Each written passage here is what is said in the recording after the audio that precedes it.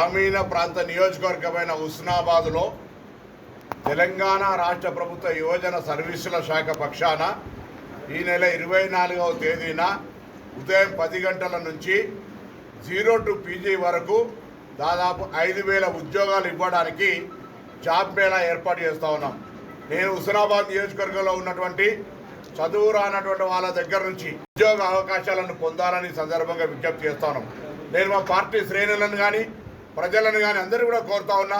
నేను ఒక యువజన విద్యార్థి నాయకుడిగా వచ్చిన తర్వాత ఈ నియోజకవర్గంలో విద్యార్థి సంబంధించి ఉద్యోగ ఉపాధి అవకాశాలకు సంబంధించి వ్యవసాయ ఆరోగ్యానికి సంబంధించిన ప్రత్యేక ప్రాధాన్యత ఇచ్చే విధంగా కార్యక్రమం తీసుకునేదో భాగంగా ఈ జాబ్ మేళా జరుగుతూ ఉంది.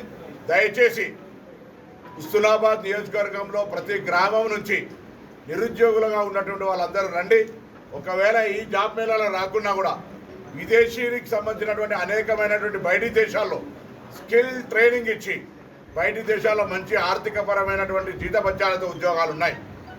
అనేకమైన మందిని ఇక్కడ నుంచి పంపి వాళ్ళకు ఉపాధి అవకాశాలు మెరుగుపరిచే ఆలోచన ఉంది.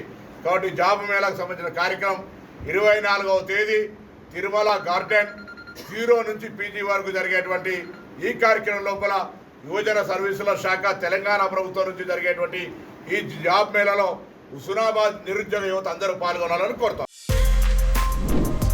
For more videos like this, subscribe Big TV channel.